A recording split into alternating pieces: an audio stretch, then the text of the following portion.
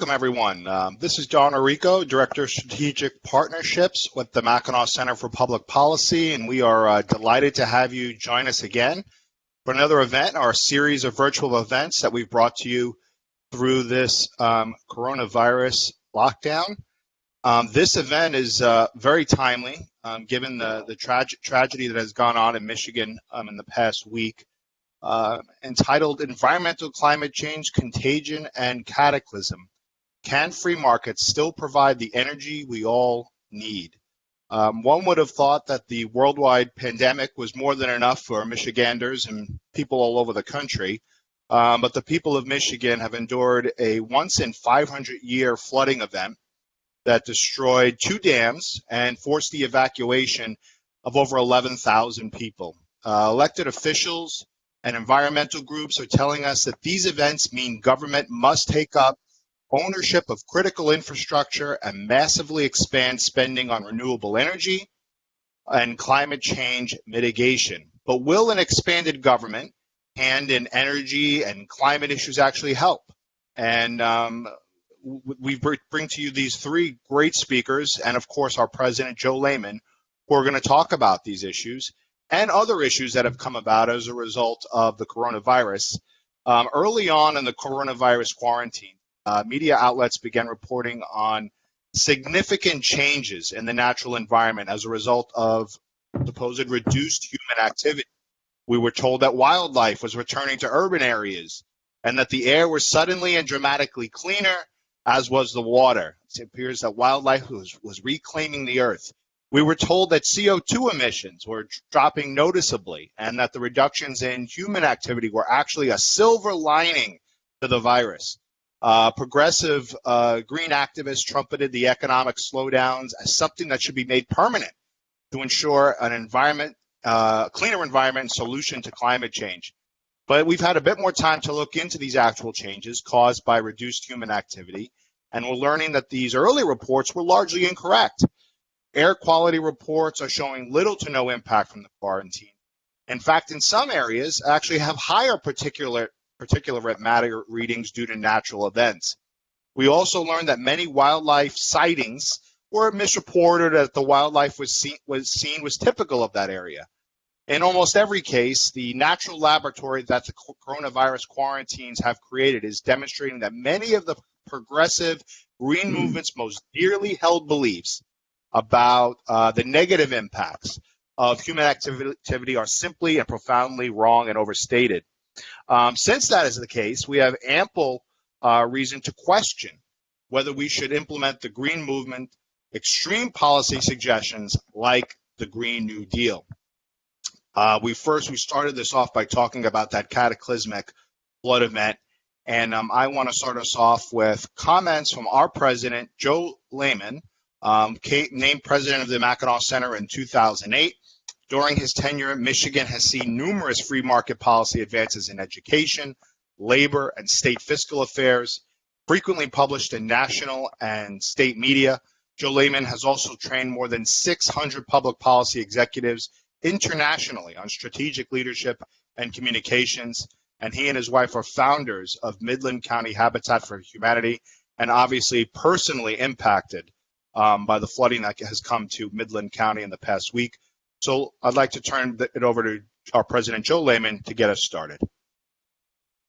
Thank you very much, Don. And I want to thank everyone who's tuned in to the show today and all of the Mackinac Center supporters who reached out to me and our team in the hours surrounding the catastrophic failure of 2 dams in Michigan, which flooded the Mackinac Center's hometown of Midland. And I'm happy to report that all of the nearly 40 people on the Mackinac Center team are and were present and accounted for, no injuries. And even though we ended up with 10 people being displaced by evacuations and other problems, there were a couple of employees whose homes were just wrecked with several feet of water in the homes, and they shared that fate sadly with perhaps a few thousand people in the mid-Michigan area. Overall, more than 11,000 people were evacuated, and the Mackinac Center headquarters remained dry throughout. It was a close call. Jason Hayes will be showing you that in a moment. But if you would like to read how you can help people in the mid-Michigan area recover from this flood, just check out the Mackinac Center's main webpage. It's mackinac.org, and you'll see a statement there from me. And thankfully, the Mackinac Center entered this crisis, first the pandemic and now the flood, in a strong financial position. And we suffered no damage from the flood, but people still want to help, and several are helping neighbors in our communities. And you could, if you were here in town, I would ask you to come over and you could help me get my office in order. You could boxes behind me where we took the precaution of moving some things up off of the floor. And I've had that for about a week now, and it's time to get that back to normal. And as we help some of our neighbors get their lives back to normal as well. So what else has been going on in Michigan besides this flood? Well, we've been affected by the pandemic, and there are various ways of ranking the severity of the lockdowns imposed on different states, the different 50 states.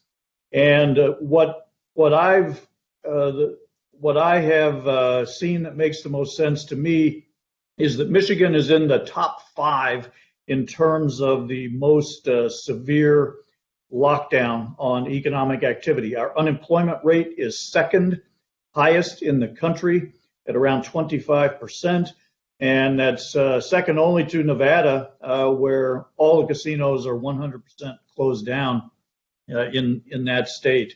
So we're taking a real blow here, and our governor, Gretchen Whitmer, has become something of a national figure in the severity and really, I would say, almost cruelty of the lockdown measures and just the economic harm that has imposed. Of course, the trade-off is there may be some health benefits to the lockdown, but at this point, they're still very hard to measure, and the health problems of the lockdown, as well as economic ones, are hard to measure. So our approach has been to show Governor Whitmer and other decision makers in Michigan how to reopen society as quickly as possible.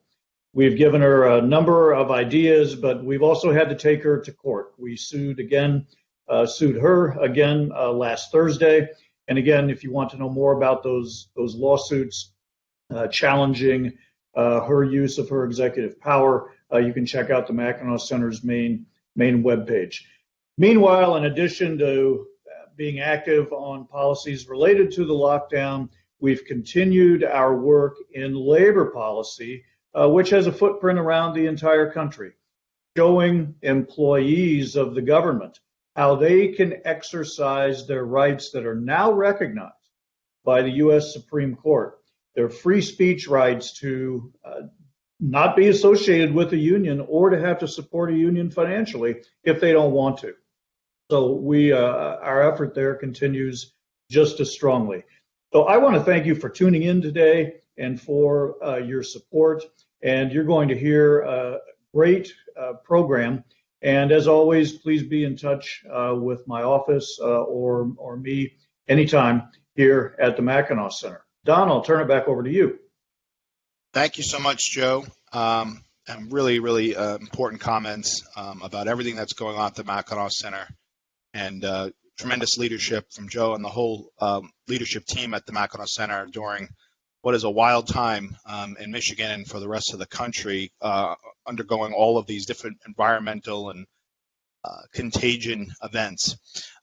We really do have a great program for you today, 3 tremendous presenters, and I want to introduce them to you. And before I do so, I want to direct your attention to the right-hand side of your screen where you'll see a Q&A function. In that Q&A section, you'll be able to post questions that we will try to get through all of them by the end of the event. So please post the questions in as they come to mind, and we will sift through them and ask them of our presenters, and we will do our best to ask all of them of our presenters and get answers to you. If we do not, we will send those questions back out via email. We will have them answered by the presenters and respond back to you accordingly. So I do want to introduce our speakers to get us started on the program. Our first speaker, Jason Hayes, is the Director of Environmental Policy for the Mackinac Center for Public Policy. Jason has spent almost 3 decades studying and working in environmental and energy policy. He worked as a backcountry ranger in British Columbia's provincial parks, as a forester in British Columbia's boreal forest, and researched national parks management and grizzly bear biology with the Fraser Institute in Calgary, Alberta. He spent over a decade researching and communicating energy and environmental policy with the Canadian and American energy industry. Our next presenter, Jason Isaac, the Honorable Jason Isaac, is the Senior Manager and Distinguished Fellow of Life, powered at the Texas Public Policy Foundation, another tremendous organization. Prior to joining the foundation, Jason was elected 4 times as the state representative for Hays and Blanco counties in the Texas Hill Country, which is a wonderful place to visit.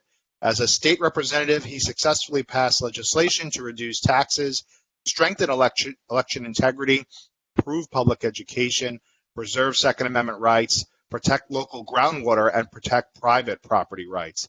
And finally, Isaac Orr, a resident of, a native of Wisconsin, but working now for the Center as a policy fellow at the Center of the American Experiment, where he writes about energy and environmental issues, including mining and electricity policy. He has written extensively on hydraulic fracturing, frac sand mining, and electricity policy, among other energy and environmental issues. His writings have appeared in the Wall Street Journal, the USA Today, New York Post, The Hill, Orange County Register, the Washington Times, and many, many other publications.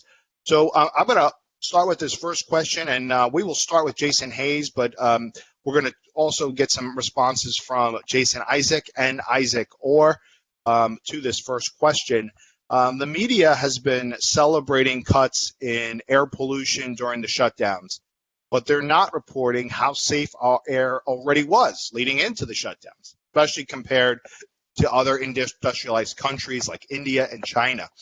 Can you tell us how we know that America is leading the world in clean air and whether it looks like that trend will continue? Yeah, certainly. Thank you for the question.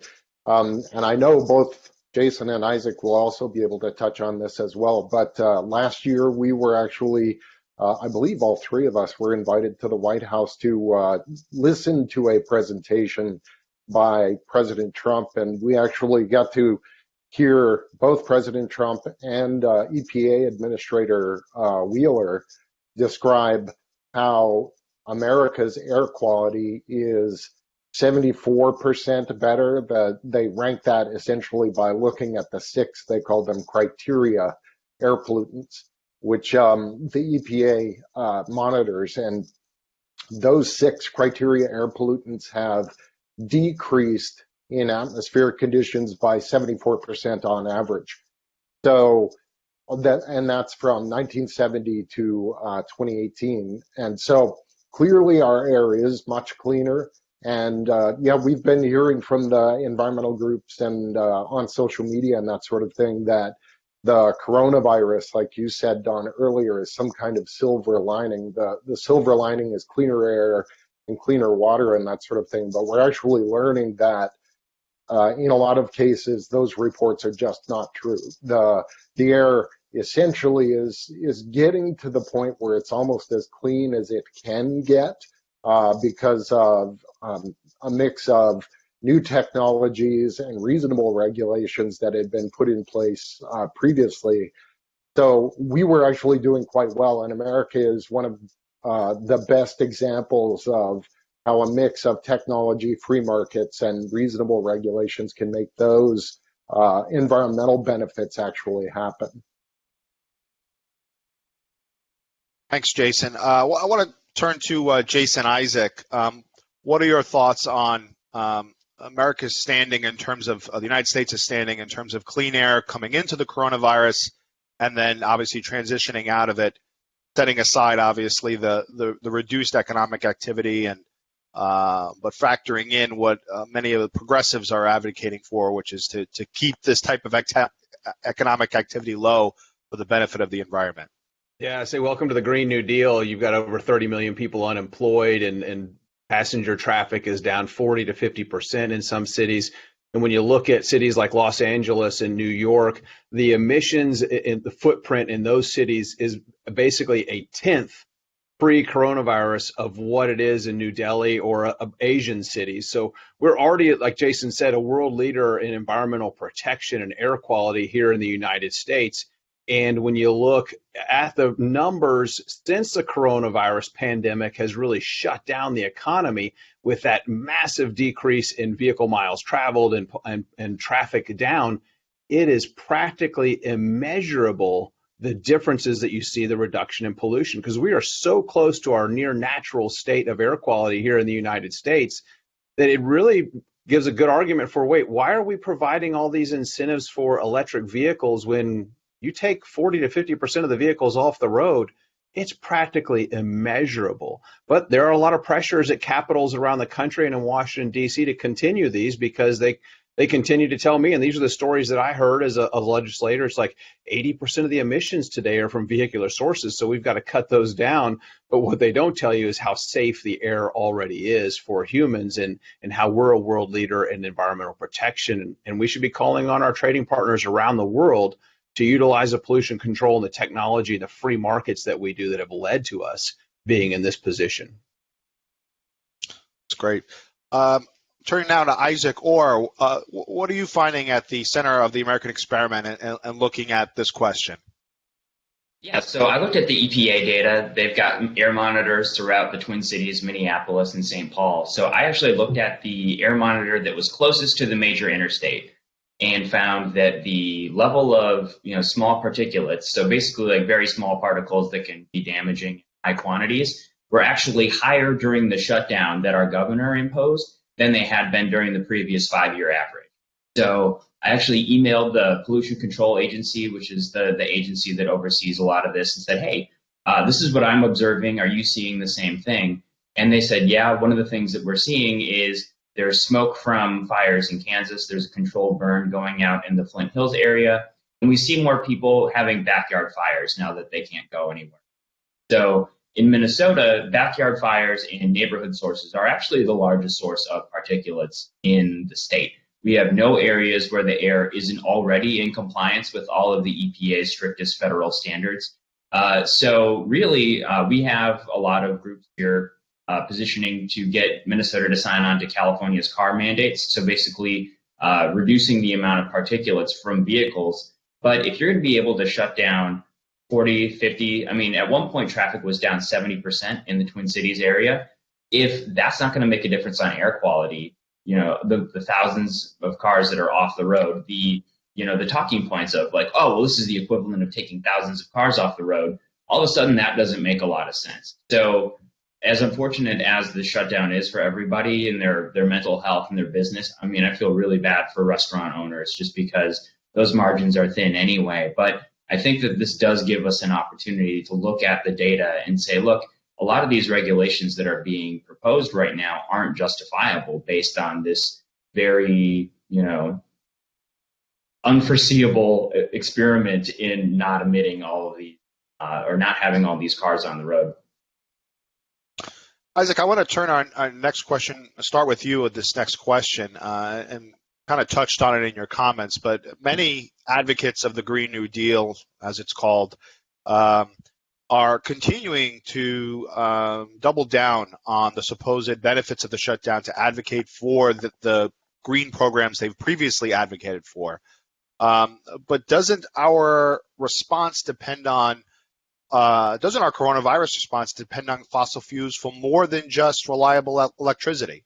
And you've written a lot about electricity policy at the center of the American experiment.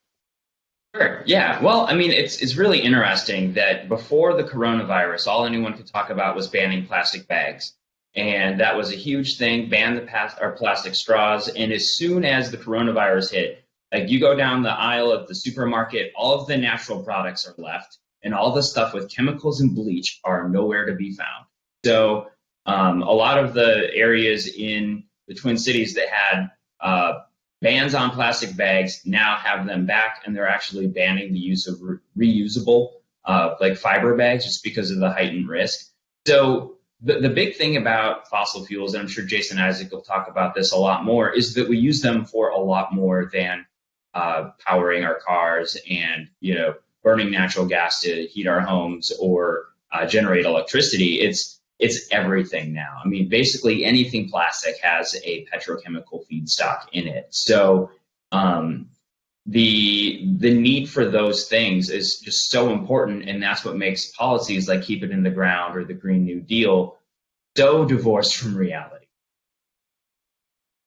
And I'm seeing down here in Florida already with restaurants that are reopening. Florida's a little bit ahead. Florida and Texas, I know, are a little bit ahead of the rest of the country in terms of reopening. Those restaurants are only providing plastic and disposable utensils and trays, and the use of dishes and utensils has gone out the window with the reopening. So it's just very interesting that we've gone completely in the opposite direction of using reusables as a result of this. Jason, Isaac, I want to turn to you on that question about fossil fuels in regards to being more needed than just providing reliable electricity. Yeah, Isaac Orr is absolutely right. We've been doing a series of promotions of images that just show the products that people are using in their daily lives and where they come from. Oil and natural gas. Polypropylene is from cracked propane. What is polypropylene? It's used to make N95 masks that many people are required to wear. But you look at healthcare professionals, and that's what our series of images focuses on, is healthcare professionals in the PPE, whether it's a plastic face shield, whether it's a stethoscope, a thermometer. All of those products are made with plastics that are derived from fossil fuels, that are derived from oil and natural gas, and petrochemicals through the refining process. And so when you see groups like 350.org and the Citizens Climate Initiative and these other groups that want to 100% ban the use of fossil fuels, they don't understand that they wouldn't even be able to have a website to raise money. They wouldn't be able to have a phone, be able to call 911 in the event of an emergency, which I know Jason Hayes and many of his neighbors are going through with the flooding that we've seen there. We lived through that 5 years ago. Memorial Day floods hit the hill country in Flash Flood Alley, where it was in the district that I served. It's terrible, but you've got people that have access to energy. Over 80 to 85% of the electricity that we use on a daily basis is generated from fossil fuels. This big movement is about banning carbon dioxide emissions, the things that we exhale. The policies are inherently anti-human. You look at some of these groups like Extinction Rebellion that says that the coronavirus is the cure and that humans are the disease. It's unbelievable in my mind, but they're inherently anti-human. They don't want to see human flourishing. They want to see humans wiped off the face of the earth so it'll return to its natural state. But we are truly leading the world in clean air. And when you reduce all of the carbon dioxide emissions from the United States, like as the Green New Deal calls for, the supposed using these wonderfully, incredibly inaccurate UN models, which is what we've done at the Texas Public Policy Foundation, is recrunch the numbers. And we said, okay, let's eliminate all carbon dioxide emissions from the United States. What happens? Using those the models that they use for the Intergovernmental Panel on Climate Change, the temperature reduction would be less than 0.2 of a degree by 2100. So you have zero environmental gain, but a huge strain on the economy. Again, today you're seeing over 30 million, nearing 40 million unemployed. That's what the Green New Deal wants, is it wants complete government control telling us how to live our lives, stay at home, use mass transit, when really mass transit might be part of the problem, the biggest spreads for coronavirus. So there's a lot to talk about banning fossil fuels, but we should be blessed that we have them. We should be exporting them around the world and exporting our clean air and environmental leadership around the world. Those are some tremendous points. Anti-human is how I would describe it as well. It really is laced through many of the comments that you see about environmental policy. And what you just mentioned in terms of mass transit. I'm originally from New York City. I used to ride those subways to work. I know how congested they are. They were even more congested through this coronavirus because they reduced the trains that were in use. And we've seen that the disease essentially spread through the subway system in New York. So this push for mass transit all around the country, is this something, if we want to avoid an event like this, is this something we really want to be pushing for, is more mass transit and less people in cars, when it was mass transit that was actually partially to blame for the spread of the virus? Just astounding. Absolutely. Chuck DeVore on our team here published something, I think it was yesterday in the Federalist. Rush Limbaugh was talking about it yesterday, getting a lot of attention because you look at the cities that have mass transit and are pushing people compared to here in Texas, where we don't have a lot of mass transit and we've had much lower death rates and rates of infection. But you look at over 400 cities that have signed on to these climate initiatives, and they are to push people, force them out of their cars and into public transportation, buses and trains, et cetera, that are controlled by the government. That's great. Jason Hayes, what are your thoughts coming from Michigan as to fossil fuels? The gas industry in Michigan has always been a vital part of the economy there. What are your thoughts on this push for even more green programs as a result of the coronavirus response?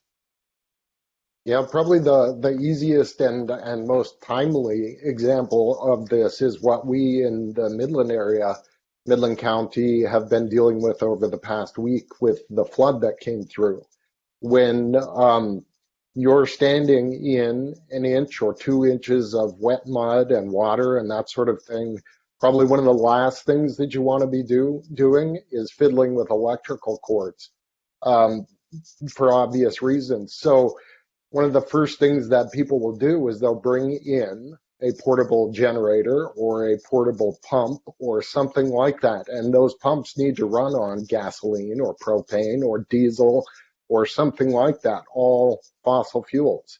And so you need access to those sorts of things. But you're not just limited to energy and trying to clean these things up. You're also getting fossil fuels involved in the creation of cleansers that you need to be spraying around these homes that are dealing with mold issues and that kind of thing. You need to be providing heat and shelter and all that sort of stuff for people. And a lot of the times, I mean, certainly in this area, we're provided electricity from more than just the hydro dams that got washed out. But I mean, if you're dealing with these kind of emergency situations where dams are being washed away, then that impacts on your ability to produce electricity. So you need to have something else to back that up. If it's the kind of a strange part of dealing with these sorts of extreme weather events is that a lot of the time you'll have an extremely bad day, and then the next day you're going out to try to clean up and the sun is shining and it's quite nice out. It's 75 degrees and sun, but there's no wind or something like that. So if you're relying on wind to produce your electricity, you're probably not going to have enough. One of the realities of wind and solar generation is that they have what's called a low capacity factor. They don't always produce electricity when you need it. So what happens then is in Michigan, a normal day, wind will produce electricity 8 hours out of the day. Solar will produce it even less. So for somebody who's in dire straits, trying to clean up from a flood and that sort of thing, is it okay to only provide them with energy for 8 hours and then just hope that they're okay for the rest of the day, the other hours that there are in the day? Probably not. You want that reliable, secure supply of electricity so that we can clean out and rebuild. And that's what's going on here right now in Midland County and the areas around Midland. You need that reliable electricity, but also when electricity is not available, other fuels and other resources. So really when you start looking at it, you have people saying things like, well, we're not going to allow you to continue using this. We want to leave that energy in the ground. We want to close down the pipelines that provide that electricity. Then what both Jason and Isaac said about this being an anti-human sort of thing, that's absolutely correct, because those policies are going to have direct negative impacts on people that are dealing with these sorts of situations. And even in a perfect world, if there were no problems, there were no extreme weather events, you still can't provide enough electricity for people when they are only getting electricity 8 or 10 hours a day. It's just not realistic. So you need those reliable, it's called dispatchable sources of electricity, that they're there when you need them. And so relying on the Green New Deal options just is not going to work. Yeah. Well, we know for the past century that government's focus on reducing harmful pollutants, both in air and water, has been a major focus. One of the common criticisms of conservatives is that they don't care about the earth, don't care about the environment. They want to see, the water on fire and, smokestacks everywhere. But this is obviously not the case. And when you look at the background of someone like Jason Hayes, who has worked extensively out in the environment and has great respect for the earth and for wildlife, you hear just a different perspective in terms of what conservation really should be. Now, we've heard a lot about CO2 emissions dropping. Does this mean that by limiting economic activity, by being more anti-human, so to speak, we could really stop climate change, as it's now called? And you wanted me to take this Jason, one? Which Jason? Sorry Okay. about that. We'll start with you, Jason Hayes. Yeah. Okay. This notion that conservatives are against the environment or anti-environment is honestly just silly, because the areas that have the cleanest air and the cleanest water and the best environmental conditions are places like North America, where we have relatively free markets. I won't say perfectly free markets, but relatively free markets and reasonable regulation. So if you want to find some of the worst examples of damaging the environment, look at the former Soviet Union, when there was strict government controls over what could be done and what couldn't be done. You want to look at places like Venezuela today, where literally people are starving so that they're going in and eating zoo animals instead of conserving them. If you look for the areas that have the best and the cleanest environments, it's inevitably places that have the freest markets, because when you are living from hand to mouth and you're worried tonight if your kids will get enough food to be able to survive to tomorrow, if they'll have clean water till tomorrow, then you are far less concerned about whether it's going to be 1 or 2 degrees warmer in 100 years than if you have what some environmentalists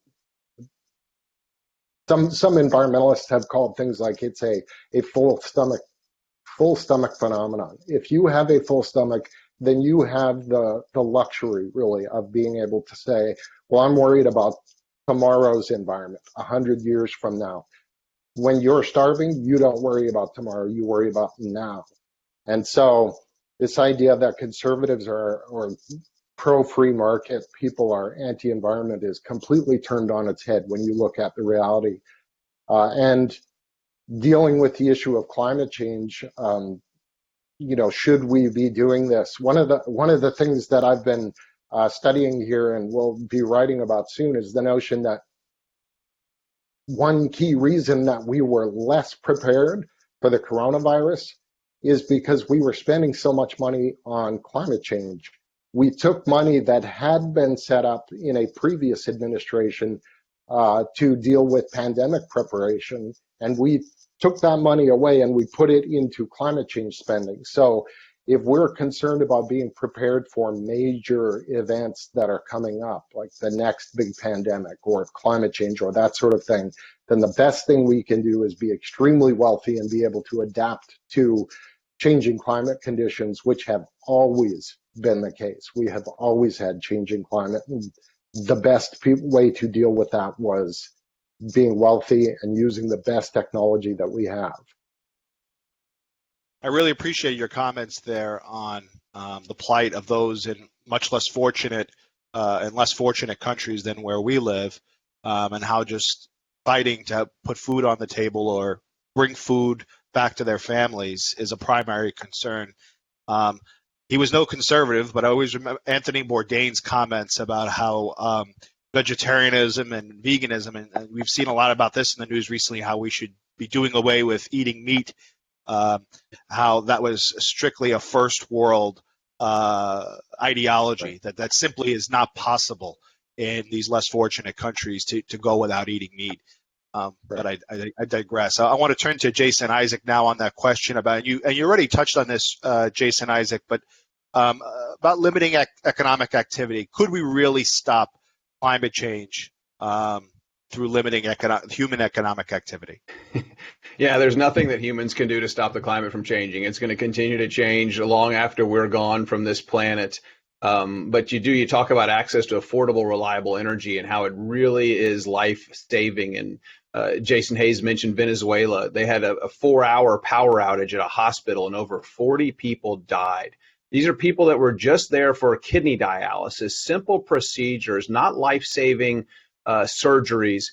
You had people that had gunshot wounds that were no longer going in for surgery because they didn't have the power. They were actually getting their limbs amputated because that was the only way that they could save these people, because the hospital did not have affordable, reliable electricity. So when someone says that we should go 100% renewable, I challenge them. I say, you first. I want you to show me for 30 days living off of wind and solar. Every form of energy that we produce has some sort of environmental impact. When you look at the environmental impact of wind generation, it requires over 100 times the landmass to basically create the same amount of electricity that a natural gas-fired power plant or a coal-fired power plant or a nuclear power plant is. So 100 times the amount of land is required. And for solar, it's over 27 times the amount of land. So when I hear the environmental radicals talking about loss of habitat, the number one threat to habitat or loss of species, the number one threat to those species is loss of habitat. So do we really want to be destroying 100 times the amount of land to produce an equivalent amount of good, dense, clean energy from clean coal or clean natural gas or clean nuclear in the United States? Shutting down our economy in the United States, as we're seeing now from the numbers, is doing very, very little. It's practically immeasurable. In some cases, we're seeing emissions go up when people aren't driving. Well, how is that possible? Because it's just natural fluctuations in the weather. I will argue that the air is cleaner in California today, because you look a year ago and you could say there's a 65% increase in ozone in Los Angeles because of Asian air pollution. Yes, it's 1 to 4 weeks across the jet stream, across the Pacific Ocean. It impacts Hawaii. It impacts the entire western coast of the United States, all the way east to Denver and Houston. We can track Asian particulate matter, Asian pollution. So we should be calling on our trading partners to improve their air quality, or better yet, we should be manufacturing the goods and services that we manufacture overseas. Maybe we reshore our pharmaceutical manufacturing. In light of this coronavirus pandemic, we see that almost 100% of our antibiotics come from China. Maybe we should make those here in the United States, not only to be better prepared, but maybe to help our air quality around the globe, because it is truly global air quality when you consider the impact of Asian pollution has on the United States. So shutting down the American economy is going to do nothing to improve the environment. And as Isaac Orr attributed to, people will go back to burning wood to heat their homes, which there are 3.8 million people around the world that die every year because of lung illnesses attributed to indoor air pollution. So we get those people access to affordable, reliable energy. We're truly going to lift them out of poverty. Dr. Scott Tinker with the Switch Energy Alliance has a new movie called Switch On. I encourage people to go out there and watch it. It's free to view right now at his website. It's the Switch Energy Alliance. We did a showing of it last week and then a live Q&A with him following. But he really makes the connection about poverty around the world and how they're truly starving for energy. The people will use bicycles to transport propane containers to homes in Nepal so that they can cook with clean gas and so they don't have to use wood to cook in their homes. It's just an incredible opportunity to see about energy poverty around the world and how we really hold the key here in the United States with our energy resources to end global poverty. Thank you. I want to turn to our next question because we have a lot of great questions in the Q&A section as well, and I want to try to get to all of those. But this is an important one, and we found that many environmental groups and their advocates like AOC and Senator Sheldon Whitehouse, they've been telling us we must stop fossil fuels, and we just touched on that subject matter, that renewable energy is the only green alternative. But there appears to be cracks forming in that pro-renewable energy argument from some unlikely folks. And in their recent documentary, Planet of the Humans, progressive filmmakers Michael Moore and Jeff Gibbs exposed some of those problems of switching over to renewable forms of energy and what those future costs would look like. We'll start with you, Jason Isaac, while we're still with you. What are your comments on those cracks that are forming and the dissension arising amongst environmental advocates? Well, I think the film does a great job of highlighting some of the energy density, lack of energy density that renewable energy has, and really how it's just a sham, and that it brings out all the investments in green bling, and there's all these trade-offs where our governments are investing in green bling and they're not investing in infrastructure. And maybe in Michigan, if they had invested in infrastructure, maybe when flash floods hit Texas 5 years ago, if we weren't investing in green bling and instead investing in infrastructure, there would have been less loss of life. But the film points out some of these things, and it hurt to watch some of the solar arrays that they were putting up in California and grinding up these 500-year-old trees. I mean, that I got sick to my stomach watching that. The complete disrespect for the land and that loss of habitat. People think the deserts are wasteland. They are not. They are full of life, and the film touches on that.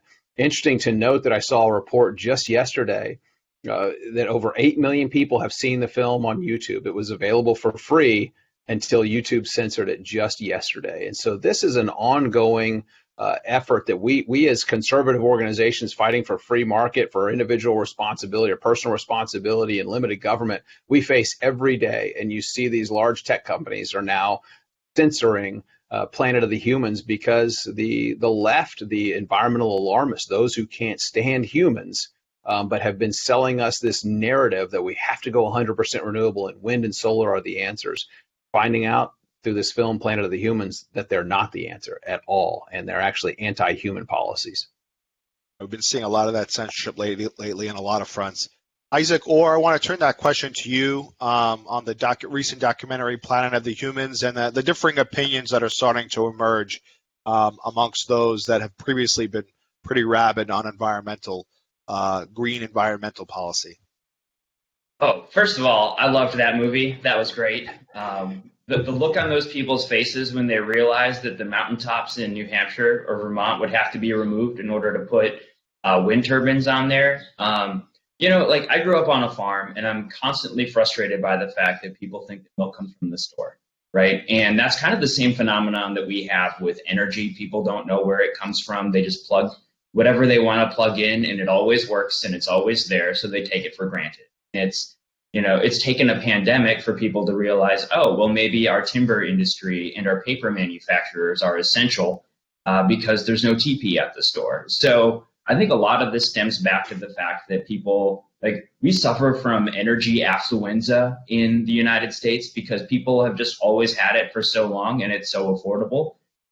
It's becoming less affordable, but people just don't understand where it's coming from. So it's really great to see folks who think that they've just kind of uncritically accepted the assumption that wind and solar have to be good because it feels more natural than other sources that we have to dig out of the ground. And, it really goes back to this whole idea that people think organic farming is better for people than conventional farming or more modern methods. But when you look at the fact that the yield on a conventional farm is so much lower than that of, on an organic farm is so much lower than a conventional farm, you have to plow under like 4 times more acres just to make the same amount of food. So really, we don't make progress by going backward, whether that's with farming methods or with wind and solar. I mean, many people think wind and solar are the future, but they're actually the past. I mean, we used them in the past.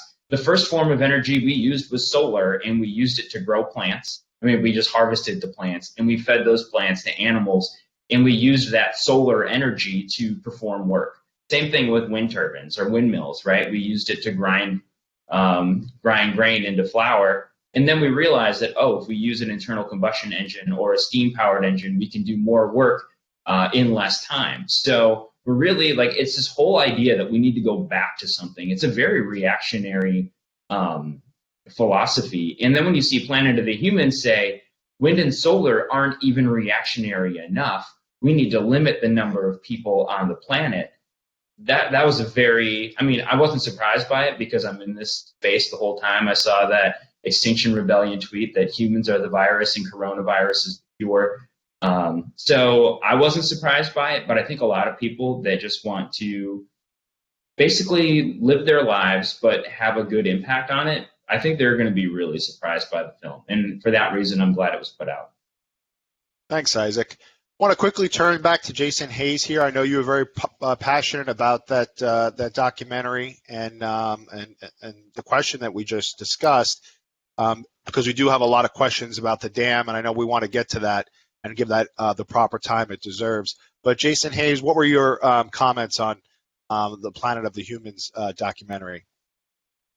My comment is that it did 2 things. The first off, it did show, as Jason and Isaac already described, quite effectively some of the costs associated with using renewable energy instead of fossil fuels or nuclear. And one of the funny parts of the movie was they had an environmental researcher, an academic who's named Ozzie Zenner, who has written a couple books on this issue.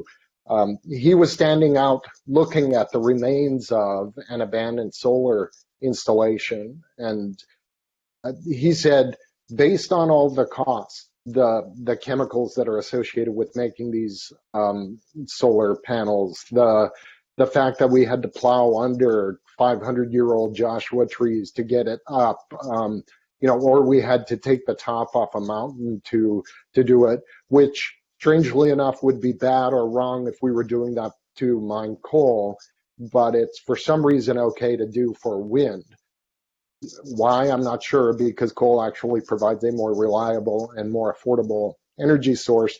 And then you have to bring the mines back to what's called approximate original contour. When you reclaim the mine, you have to make it look like it was before. Whereas with wind, you're leaving it for 25 plus years, 25, 30 years. So you're not actually doing the same thing.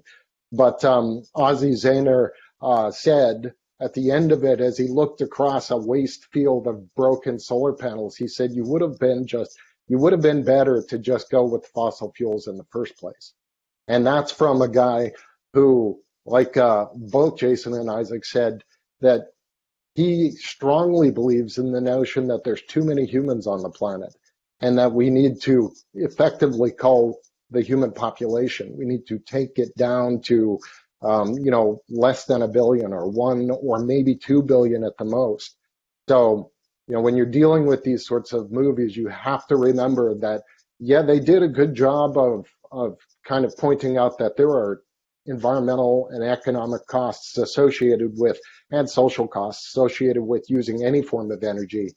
But what is at the foundation, what's driving your reason for doing something? So what we do with free market environmentalism is we're basing it on the notion that humans are worthwhile and that we should do everything we can to help them flourish. Jeff Gibbs and Michael Moore were saying there's too many humans, we need to get rid of most of us.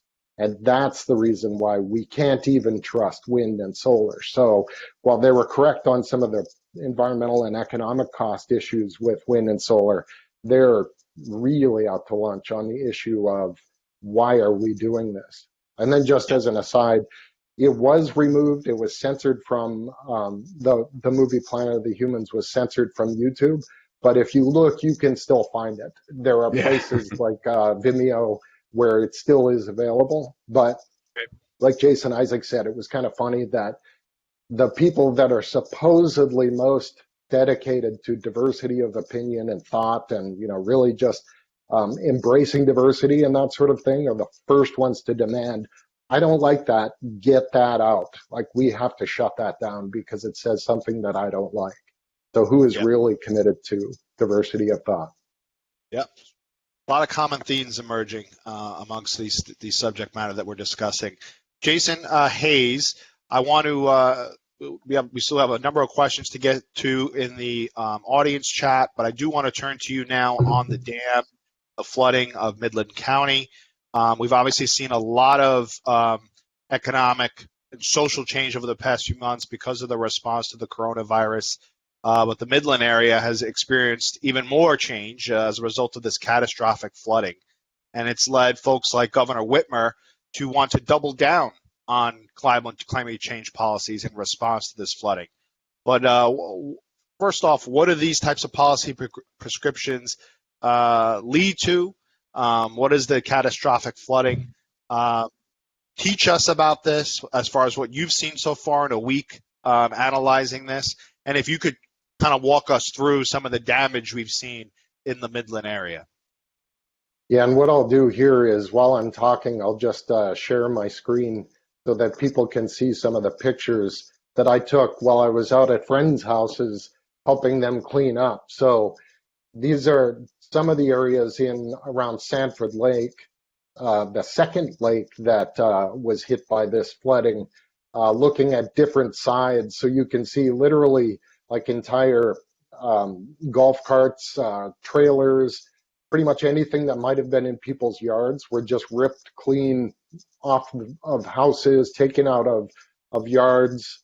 You could see this area in downtown Midland. The big red brick building is called the H Hotel, which is about a block away. So you can see here, this picture shows the red arrow, shows that the flooding came to within a block of Mackinac Center's offices. So the H Hotel, their front lobby, and a lot of their parking area was flooded. You can see here the county courthouse was right, the water was right up to the window. This is from U.S. Coast Guard, Detroit Air Station photos. That is the Edenville Dam that got washed away. One of the bridges going over the Tittabawassee River. I mean, you get a good feel for just how much damage was done in this area by those, just a few of those pictures.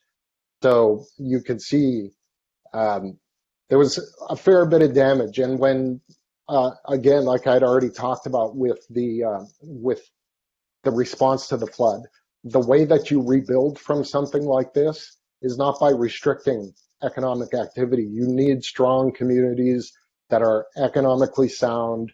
You need fiscal policies that encourage business to come in, and really businesses that can compete on their own. One of the big challenges that we see with renewable energy is people keep saying, well, it's got a lower price, but the reason it can charge such low prices is because it gets so many subsidies. Essentially 30 to 50% of their operating costs get provided by the taxpayer. When you're rebuilding from this sort of thing, you need strong economic activity that can actually go out on its own, and that people need and that people want. And in this sort of area, people want abundant, reliable, affordable electricity. So I know we're running short of time, so I'll cut my comments there so that the other two speakers have a chance as well. Yeah. I want to turn to the questions in the audience, because we do have some questions about the dam in there that I want to get to. And if people want to learn more about our research and work on this, the flooding and the dam issue, they can go to our website. There'll be a lot more information posted there through all of our different publications in the coming days. Our first question from William Brown: is it true that the EGLE department in Lansing prevented the owner of the Edenville Dam from drawing down the water level above the dam to save some endangered mussels? Yes, in a one-word answer, that did happen. So there was concern posted by not only Boyce Hydro, which is the company that owns the dam, but also the Four Lakes Task Force, which was in the midst of trying to purchase the dams. There's 4 dams in the area. They were trying to purchase all of them from Boyce Hydro. Boyce says that they were trying to lower the water to protect human life and protect the infrastructure. EGLE, or the Department of Environment, Great Lakes and Energy, says that they claim that is categorically false. They said that Boyce was only trying to reduce the water levels because of financial concerns. So what I've learned as I read the responses from both EGLE and Boyce Hydro, as well as FERC, the federal government regulator that's responsible for electricity production, and several others, essentially it appears that they were both involved with making several bad choices that led to this sort of condition. So it's, again, we will post more on this on our website. I'm almost finished our report on this that I'm writing right now. But yes, there are fair critiques, I think, that say that the state was focused primarily on wildlife concerns and endangered species, in this case, the snuffbox mussel.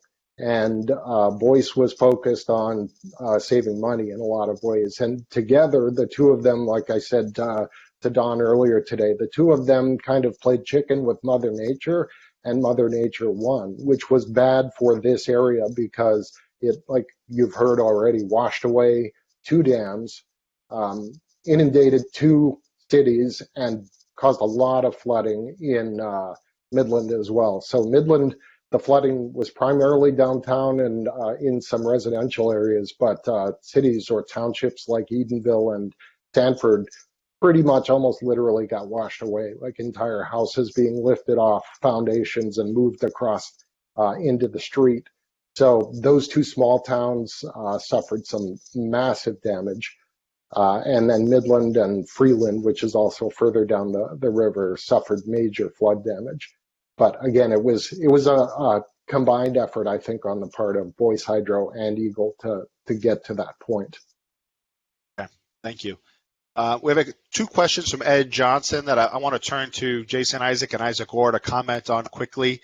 How do you get your message out to compete with the mega horns, of the green movement? And as a corollary, do you have the ear of legislators with the message that you're putting out? So we'll start with Isaac Orr on that question. Yeah, so we've done a good job of starting to educate people on this, right? But everyone else has had a really long head start, because before it was climate change, it was peak oil or running out of fossil fuels. So everybody's already had this kind of natural inclination to say, look, we need to find something else. And these, wind and solar were hyped as the alternative to that for a really long time. But nobody really thought about what would society look like if we tried to go full into this, right? So before, I think, you can make an argument that if natural gas is going to be $20 per unit of energy, that, having some wind to supplement that might not be a bad idea. But, hydraulic fracturing totally changed the energy landscape. So I think that, just being able to tell people we're not running out of fossil fuels, we can reduce the environmental impact. And if climate change is what you're worried about, then you should really be looking at nuclear power, because it's the only thing that can work. We had the polar vortex here in Minnesota, so in Michigan did too. And just the fact that there was too much snow on the solar panels, it's too expensive to clear snow off of solar panels, which is a big minus if you're going to be operating any sort of business in the state of Minnesota, shockingly. And it's too cold to operate them at -20, which is what it was when that occurred. There's just real limitations to that. And, it's got to be, reliable first, affordable second, and then, we want to make it as environmentally friendly as possible. So, nuclear checks all those boxes, wind and solar do. Great. Jason Isaac, on that question about legislators, you were on that side, so you could speak to that pretty well. Yeah, having served in the Texas House for 8 years, finishing up my term in 2019 and not running for reelection, and then joining the Texas Public Policy Foundation. So, yeah, we've got the ear of legislators, fortunately, because of some relationships that we have in the building. But really, it's our research. Our research is top notch, and we work with other partners like Mackinac and Isaac Orr, those groups around the state to help with our messaging of our research that we do. We publish all ours. I don't know if you can see behind me, and I don't know if my mirror image is mirrored or not, but it's life powered. Great, lifepower.org. We don't expect people to just go to our website. We actually go out there and promote it. We make a series of videos. We just finished a 6-part video series, Energy 101, really making the connection of the products that we use in our daily lives. And they're great educational videos, some of them as short as just under a minute and some just a little bit over a minute. But I encourage people to go to our website, check out our YouTube channel and those videos, and we make those available to our partners like other free market think tanks around the country. We'll make those available for them to promote really as their own, because we just want to get the information out there about the energy that we use, where it comes from, and making that connection to affordable, reliable energy and how it impacts energy poverty around the world and lifting people up.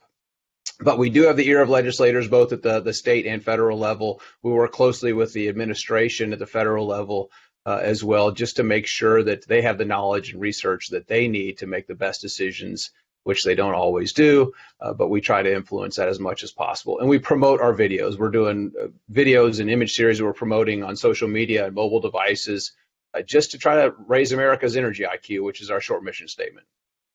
Sure, that's great. Before we wrap up, I do want to get to this final question from Cynthia Taylor Curtis, and I will turn to you, Jason Isaac, on this question. You mentioned farming, and that conventional farming obviously is a lot more productive in terms of its yields, but are there trade-offs in terms of the chemicals that are used in the industrial process, insecticides, herbicides, and fertilizer?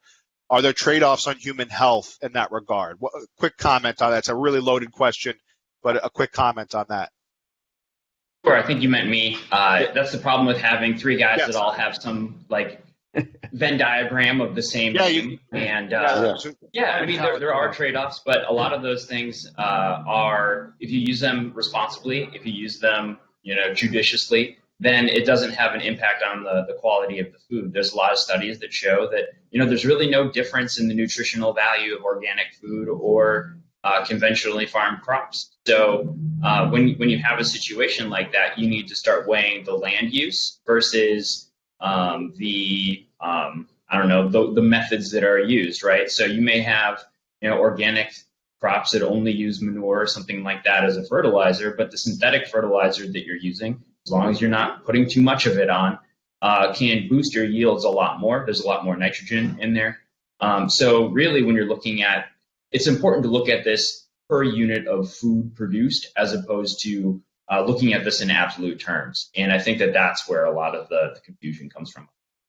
Right. On the farming side, I'll just add there's a great book, Fueling Freedom, that was written by Kathleen Hartnett-White, who I work with here at the Texas Public Policy Foundation. She wrote this book, Fueling Freedom, with Steve Moore, and talks a lot about the agriculture and farming industry and how we're feeding more people today than we were 100 years ago using the same amount or less land than we were 100 years ago. And the population has just skyrocketed in the last 100 years. So the trade-off, I guess, there is you've got more people with full stomachs that can then worry about the environment.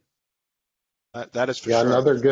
Another good source for that is a fellow named Pierre Desrochers. He's based out of, if I remember correctly, Toronto.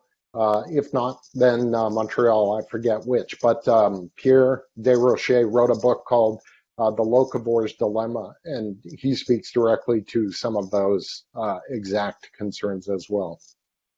Thank you, Jason Hayes. Isaac Orr, I want to wrap up with you in terms of where we can find your work at the Center of the American Experiment. Yeah, it's at americanexperiment.org. Great. Thank you so much. And Jason Hayes, where can we find more of our work at the Mackinac Center on environmental and energy policy? I believe Joe said it at the start of the presentation, but it's mackinac.org, so MACKINAC.org. Great. And I know Jason Isaac, we already I got my plugs in. Yeah, you got your plugs in. I appreciate you doing that. Timely. We had one question in there we didn't have time to get to from Victor Goldschmidt. I'll try to have Jason Hayes reach out to you, Victor, and get that question answered. We could have gone on for another couple of hours. Three great presenters. I really want to thank all of you for talking on this really timely issue. One of the things that's come up for me through a lot of these events that I've been able to have had the honor of moderating is a common theme of politicians, elected, some big business leaders, and frankly, our citizens having some disconnect on issues of risk management, disconnected from supply chain and where our food comes from, how we produce electricity, how we get our medicines, and frankly, government picking winners and losers. Those are three common themes for those of you that have joined us for many of our events that I've picked up on. I don't know if you have as well. But there are three common themes that I know many of us that are work for all of our respective organizations are constantly fighting for and against: better risk management, better understanding of supply chain, and government not picking winners and losers. So I want to thank everyone who attended this event. If you want to share this event with friends and family or colleagues, you'll be able to go to our website and to our YouTube channel and be able to share this event. It should be posted in the next day. You'll be able to share the event in its entirety. And we encourage you to visit that mackinac.org website for all future events that we'll be posting throughout the next couple of weeks and months. And thank you, as always, for your support of the Mackinac Center and all of the organizations that were highlighted today. So thanks, and have a great Wednesday, and we will see you soon.